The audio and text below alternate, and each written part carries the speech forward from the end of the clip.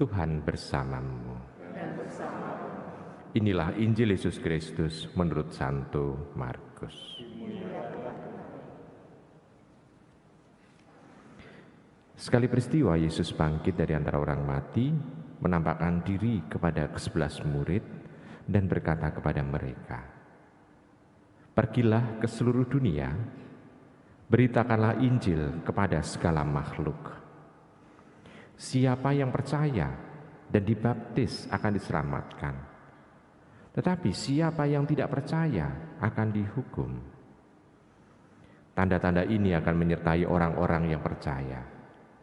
Mereka akan mengusir setan-setan demi namaku. Mereka akan berbicara dalam bahasa-bahasa baru bagi mereka.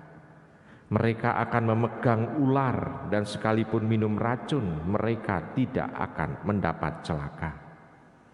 Mereka akan meletakkan tangannya atas orang sakit dan orang itu akan sembuh." Demikianlah sabda Tuhan. Ibu bapak, saudara-saudara yang kasih dalam Yesus Tuhan, apa yang dilakukan oleh Paulus yang kita peringati hari ini sebetulnya di sana suatu tanda bahwa dia memang diutus oleh Allah. Maka tidak segan-segan gereja menjuluki dia sebagai rasul, walaupun dia tidak termasuk 12 rasul itu.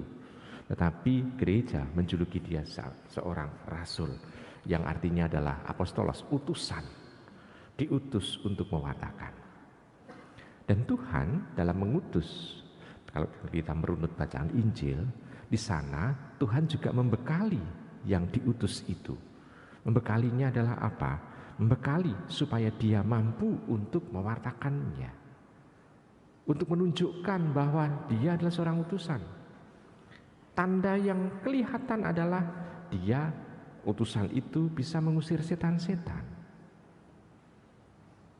Dan kita bisa melihat kalau mengusir setan-setan berarti tanda bahwa roh Tuhan ada pada diri orang itu. Dan kita bisa melihat kalau kita juga dipanggil oleh Tuhan menjadi pengikutnya, menjadi muridnya, menjadi sahabat dari Tuhan Yesus. Kan kita seringkali mengaku begitu ya. Kita sebagai muridnya, kita sebagai pengikutnya, kita sebagai sahabatnya, gitu kan, kita mengklaim diri seperti itu. Tapi kalau kita misalnya menghadapi setan, mampukah kita juga dengan lantang mengusir setan itu? Kadangkala kita malah takut. Justru juga kadangkala bukan hanya takut, tetapi juga justru mengikuti setan yang mengalir dalam diri kita. Seringkali kan kita malah justru melakukan tindakan dosa itu berarti kita mengikuti setan sebetulnya. Sulit untuk mengusir setan kalau begitu. Malah nyetan-nyetan gewong itu yang kerap dan mudah. Nah, tetapi kita juga bisa melihat di situ kemampuan untuk yang menyertai orang yang diutus. Selain itu juga doa-doanya itu juga bisa untuk menyembuhkan orang. Berarti tanda bahwa apa yang diomongkan ini bisa untuk memberikan kebaikan kepada orang. Bukan justru mau memekakkan telinga orang lain, bukan. Tapi justru mau untuk membuat orang lain itu bisa merasakan kebaikan-kebaikan Allah. Tanda bahwa dia meletakkan tangannya atas orang sakit dan orang sakit itu sembuh. Tanda bahwa kesembuhan, kesehatan adalah anugerah dari Tuhan. Kalau ditanya rumah sakit itu kan hanya bukan menjual kesehatan, tapi menjual obat, menjual pengobatan. Tetapi kesehatan itu adalah anugerah dari Tuhan. Para dokter pun itu sebetulnya bekerja sama dengan Tuhan. Walaupun kadangkala ada sesuatu yang lucu. Yang lucunya adalah yang menyembuhkan Tuhan, tapi yang mendapatkan rezeki adalah pabrik obat dan dokter. Tapi ada dokter yang lalu mengatakan bahwa baik kalau tidak mau kami sembuhkan, ya sudah sana, mintalah kepada Tuhan untuk bertemu dengannya secara guyonannya begitu. Tetapi untuk bisa melihat bahwa orang ini, utusan ini mempunyai kemampuan juga, kata-katanya seolah-olah ini berdaya guna. Selain itu juga orang itu diberi kekuatan akan mampu untuk menghadapi tantangan. Nah sekarang bagi diri kita, refleksi ini mau berbicara apa? Kitab suci ini berbicara apa? Kitab suci ini mau berbicara supaya kita ini bangga untuk diutus. Kemampuan itu akan mulai terlihat muncul kalau orang itu sadar akan perutusannya. Tapi kalau orang itu tidak mau untuk diutus, ya dia hanya menjadi saran atau orang yang maunya dilayani terus, tidak mau untuk melayani.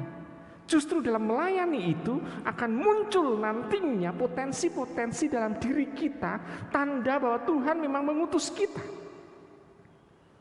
Jadi bukan anugerah itu diberikan terlebih dahulu, tapi ini sabda ini sebetulnya adalah janji Tuhan untuk kita.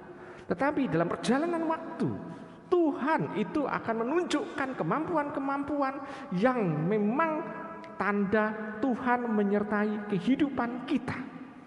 Maka kalau orang itu mau untuk supaya potensi itu muncul, orang harus menerima tugas perutusan itu dengan tulus. Tapi kalau orang itu menolak, ya nantinya akhirnya orang itu sebetulnya hidupnya hanya mau dilayani dan terus-menerus untuk dilayani. Dan orang tidak mau untuk akhirnya menjadi seorang pelayan utusan. Santo Paulus dengan tegas dia akhirnya mengikuti Tuhan karena mata hatinya dicelikkan oleh Tuhan. Yang tadinya ditandai dengan mata yang dibutakan, mata jasmaninya dibutakan. Akhirnya dengan dibutakan dalam kegelapan itu, dia merefleksikan banyak hal mengenai Tuhan. Dan akhirnya dia minta dibaptis. Dan dia menjadi utusan yang tangguh. Nah, berarti tanda bahwa orang yang sedia untuk diutus itu, mata hatinya itu harus terbuka terlebih dahulu. Kalau sudah terbuka, orang itu pasti akan mampu untuk menangkap Tuhan mengutus apa untuk diri kita. Yang jelas Tuhan mengutus untuk supaya kita mewartakan kepada segala makhluk. Segala makhluk berarti tidak hanya manusia, tetapi semuanya. Berarti kita harus bisa membuat kebaikan tidak hanya kepada sama manusia, tetapi juga kepada alam sekitar kita. Apakah kita juga bisa untuk menghormati ciptaan Tuhan yang lain kecuali manusia, alam, binatang, segala macam? Maka saya pernah ketemu dengan satu orang yang hobinya nembak. Saya mau tanya, tujuannya nembak apa? Ya karena hobi. Bukankah itu juga membunuh nyawa ciptaan Tuhan? Kalau kamu membunuh hewan itu, kamu harus memakannya. Kenapa? Karena orang membunuh hewan karena dia lapar. Tapi kalau membunuh untuk menyiksa, berarti kamu itu juga menyiksa ciptaan Tuhan. Di sana kita bilang mengungkapkan bahwa memang binatang juga dibunuh, tetapi itu untuk makanan kita. Bukan untuk disiksa. Untuk menghormati bahwa kita juga mewartakan untuk semua makhluk, termasuk alam. Alam harus kita hormati, supaya alam juga memberikan kebaikan kepada kita juga. Nah, ibu bapak, saudara-saudari yang terkasih, pendek kata sebetulnya mewartakan Injil di sana adalah mewartakan Tuhan, kehadiran Tuhan kepada semua orang, sehingga kebaikan bisa merajalela kemana-mana. Walaupun kita sendirian, walaupun kita minoritas, walaupun mungkin sulit untuk diterima orang lain, tetapi kita tetap harus berbicara tentang kebenaran, keadilan, kebaikan, dan semuanya serba dari Tuhan. Selamat merenungkan.